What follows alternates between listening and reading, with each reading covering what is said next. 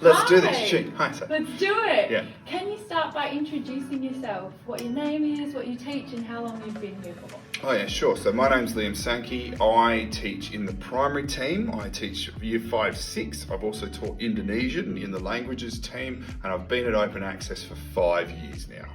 Ooh. And Liam, can you confirm you've not seen any of these questions prior to this meeting? No, I have no idea what you're about to ask me. And can you agree you're going to give honest and unfiltered answers to our students? Yeah, sure. Awesome. Yeah. First one, why are you a teacher and what keeps you teaching? Okay. Why am I a teacher? I am a teacher because I found out that I really liked helping young people learn who have who might have complications or disabilities and those sorts of things. This is one reason, because I can say a lot. But I used to work for a company called Games Workshop. So if you guys are familiar with Warhammer and little plastic toys, I used to work in one of those stores. And I found I had a lot of fun teaching people how to paint the models and how to play the game. And I got a lot of positive feedback around the way that I taught and my general passion for things. And because I have a general passion kind of for everything in life, I was just like, whoa, why don't I just share that with students? So that was what started it.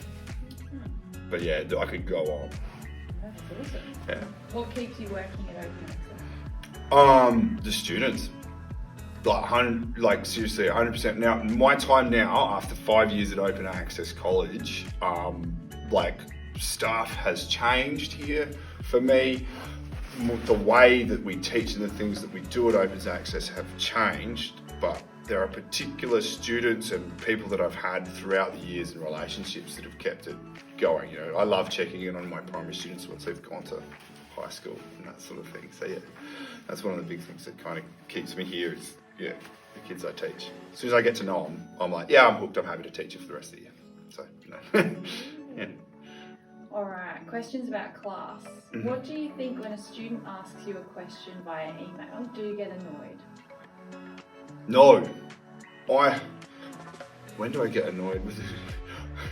The only time I get asked when I get annoyed by asking a question is if I get asked it in a place where I haven't seen it, or do you know what I mean? And I'm not annoyed at the student, I'm annoyed at myself because I haven't, I'm like, oh no, I had a question about that, oh no, in that comment thread on this Google assignment thing, I'm like, but no, definitely over.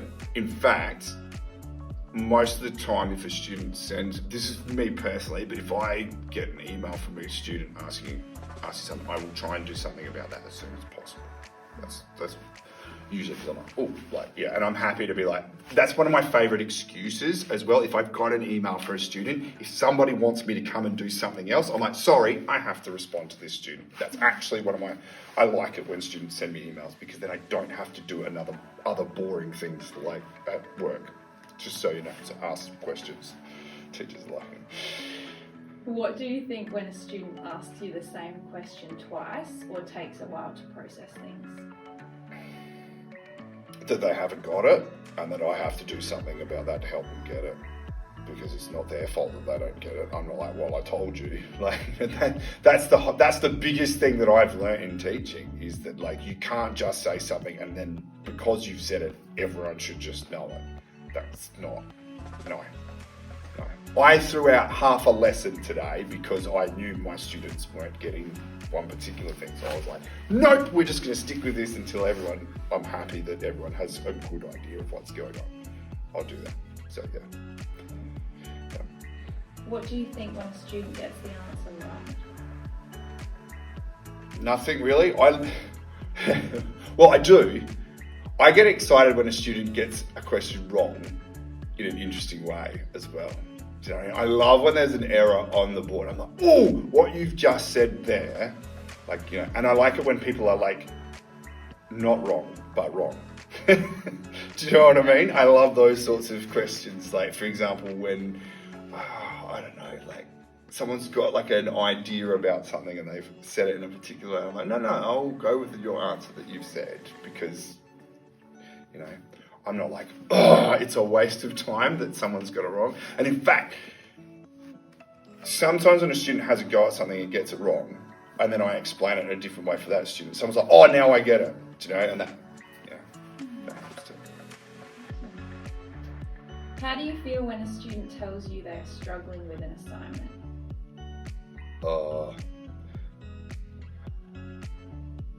If they're struggling with an assignment, I would normally just answer, like, how are you struggling with it? Is it just you can't start and I just don't know what I'm doing? And that's okay for me. Like, once again, I'll be like, yeah, sure, let's just go back to the start. I'm happy to make that time. Also, like, if they're at a certain point, do you know what I mean? And they're like, I don't get this section. It's the same as like an email question. Like, that's when I'm just like, right, like, you know, everything goes away. I'm gonna help you with this. Like, you know, if I'm really happy to just, you know, when someone's like, you've got a meeting at 2:00, I'm like, I don't care, I've got to help this student do this. I would actually rather be doing that. Let's put it that way. So, yeah. Do you like it or prefer it when students unmute or use their camera? Oh, for me, and definitely in primary school, the less muted everyone is and the more cameras there are, the better. Like, I do quite like it. I mean, my classes aren't very big, but like the more I can see a student's face, the more I can, like, you know, hear a student's voice, you know, that helps also with learning because there's lots of other little bits that come through. Do you know what I mean? You can sometimes see what's going on in the background. So I'll be like, oh, well, I'm not going to ask them a question because the cat is on their keyboard or something like that. Do you know what I mean? Sometimes it can be distracting. It's a bit of like both and, but not often. Like, you know, I much prefer to see and to talk. Yeah, for sure. Does it annoy you when a student asks for an extension on a task? No. I set due dates in Google Classroom and on all my tasks for a reason, just so, like, you know, the work's done with, like, you know, you can do it while it's still in your brain. You know, like when I've taught it to you, that's the due dates there is for, like, you know, you can hang on to that for like a week once it's gone. And if you haven't done it and if you're like, you need more time, that doesn't, like, you know, even on, because I'm a primary teacher, even on the day that something's due and someone's like, I need more time to do it with, I'd be like, sure, like, you know, that's fine. Just tell me, that's all I need. That's all I need to do is know that you need more time. Rather than, you know, don't say anything and I'll be like, oh, where is it? And they're like, oh, yeah, just tell me you need more time, that's fine. I'll be good. All the time. What do you think when a student misses a few classes? I'm more worried about them. So if a student is in class and the whole reason why I would call, and especially, I suppose it's a big thing for primary, and I mean, it happens in secondary, but I'll call parents, do you know what I mean? Because I'm like, are they okay? That's normally the first thing. Normally if they miss a day, I'm normally like, if it's one day, I'm like, I'll normally wait till the middle of the day, because most of the time for me, most of the parents and the kids that I work with will, you know, tell me at some point in time. Otherwise, even if it is a day, I'm like, okay, that's a day. When it's 2 days, I'm like, oh, are they okay?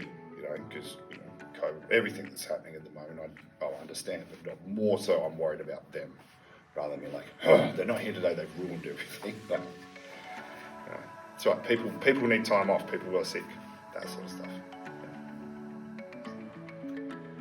What do you do when you feel so anxious about what's in your email inbox that you find it hard to even look at your inbox?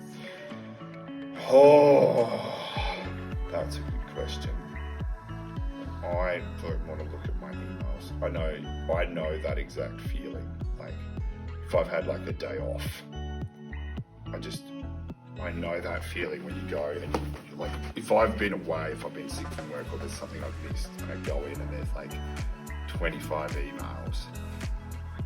Do you know what I do? I go and look at who sent me the email and I go and click on the email from the person that I think is going to be the nicest email. to me. Do you know what I mean? Like, I will look through that list and I'll just see who, and then I'll be like, right, Nicole always sends me nice emails, so I'm going to read Nicole's first. Do you know what I mean? And once I've read that, then, like, you know, sometimes I can be disappointed and I click on that and it's like, this didn't happen. I'm like, ooh. Like, but most of the time, once I've done one, then I'm like, okay, next one, okay, you know, and so on. Yeah. How do you approach building a working relationship with a student?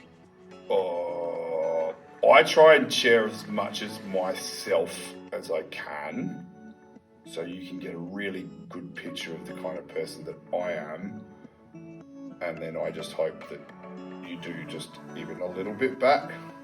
That's pretty much it. So I'll tell you everything about what I like, all the things that I do, even, like, you know, if it's not, you know, I'm not a schooly teacher. Sometimes I'm a bit naughty here, so that's probably a good thing for, you know, so if that's anything that can, like, help you, know about me. Yeah. Mm-hmm. What is your approach when students are unwilling to engage in the class or course? Depends. I have to ask questions. That's the first thing I do. So if I can't talk to the student, I'll talk to the parent. Can't talk to the parent, I'll talk to the counsellor. I'll kind of like work my way in steps. You know, if the student doesn't want to engage and doesn't want to do Japanese, I will ask them, why don't you want to do Japanese? If I don't get an answer, I'll ask Mum. If I'll ask, you know, I'll be like, oh, I'll just look at other bits of things that a student is not engaging with, and I'll be like, okay. Then I can make my decision from there. But it doesn't upset me, because I get it. There are things in the world that we don't like to do, and that's fair. But then there's also something to be like learning to do. There's something to be said for learning to do the things that you don't like to do. That's what I reckon. It's important. What qualities do you like to see in your students? Curiosity, humour.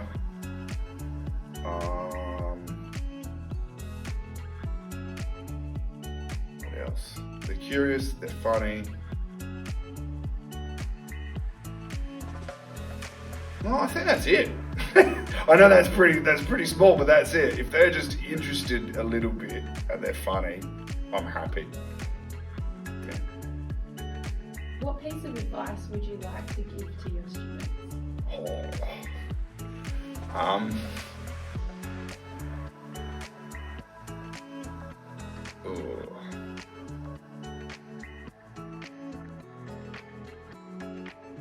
I'm going to go back to what I said before, is like, sometimes doing the things that you don't like and you don't want to do can actually, like, lead to,